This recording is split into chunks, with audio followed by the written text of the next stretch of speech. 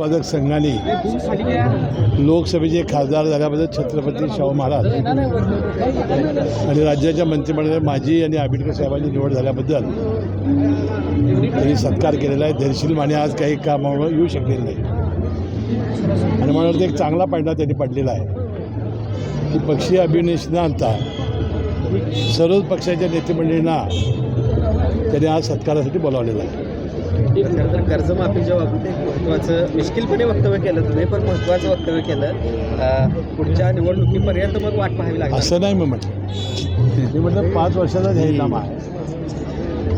आर्थिक परिस्थिती बघून शासन कर्जमाफी करणार आहे. तुमची या सगळ्या वक्तव्यानंतर अनेक प्रतिक्रिया आता येतील की खरं तर मिश्किल पद्धतीने तुम्ही बोलाय, मात्र हे सगळं कशा पद्धतीने आता विरोधी केली नाही मिश्किल नाही म्हटलं मी. ज्या ती बंटी पाटलांनी थोडी कळ काढल्याबद्दल मला तिकडे बोलावं लागलं. त्यामध्ये 5 वर्षाचा आपला जाहीरनामा असतो. राज्य सरकारची तुझी परिस्थिती बघून आम्ही योग्य वेळेला कर्जमाफीचा निर्णय आपण घेऊ. विकास कामांना कात्री लावून द्या. नाही आम्ही आता ज्या योजना आहेत त्या योजना चालू राहण्यासाठी आम्हाला काही विकास कामांना कात्री लावावं लागेल, कर्ज काढावं लागेल आणि आमच्या मागं डबल इंजिन जे सरकार आहे केंद्राचं त्याचा फार मोठा फायदा होणार आहे. खरं तर शरद पवार गटाची 2 दिवसाची बैठक मुंबईमध्ये नुकतीच पार पडली. या बैठकीमध्ये खरं तर शरद पवार गटामध्ये 2 प्रवाह असल्याचं माहिती समोर येते. सत्तेमध्ये सहभागी होण्याच्या संदर्भामध्ये नाही मला त्याची काही माहिती नाही. फक्त जयंत पाटील साहेबांचं जे मी उद्योगीपणानं हे आहे त्याबद्दल मनाला यातना झाल्या. पण जयंत पाटील यांना त्यांचं प्रदेशाध्यक्ष काढून घेण्याबाबत देखील आग्रह झाला. विशेषतः रोहित पवार असतील किंवा रोहित पाटील यांच्याकडे ती नाही त्यांची वक्तव्य ऐकल्यानंतर मला यातना झाल्या म्हणून सांगितलं. मला त्यांचं अंतर्गत काय राजकारण हा त्यांच्या पक्षाचा प्रश्न आहे. माझा काही संवाद कोणाची झालेला नाही. काल जे वर्तमानपत्रात 2 दिवसाचं त्यांची जी बैठक होती त्याचं प्रसारमाध्यमांनी दिलं तेवढंच मी ऐकलेलं आहे. पण रोहित पवारांच्या एकूणच राजकीय महत्त्वाकांक्षेविषयी तुम्ही नेहमीच बोलत आलेला आहात.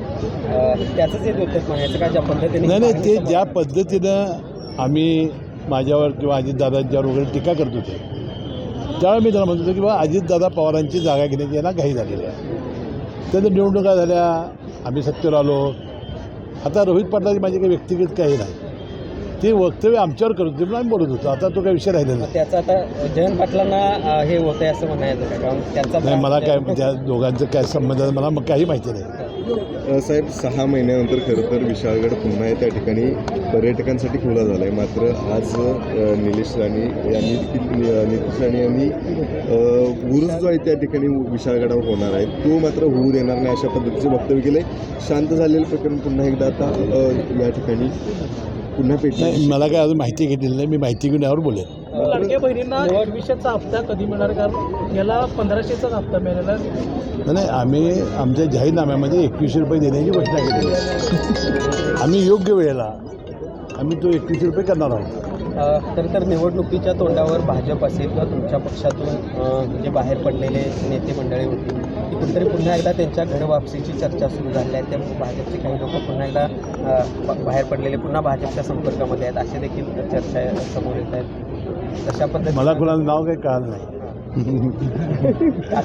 आपल्या मतदारसंघातील नाही ते नाही जाणार. पण काय जाणार नाही की 35 वर्षे आम्ही पवारसाहेबांच्यावर होतो. आम्ही बाहेर पडताना आमच्या काय अडचणी आहेत त्यांना सांगून त्यांची संमती घेऊन गेलो होतो.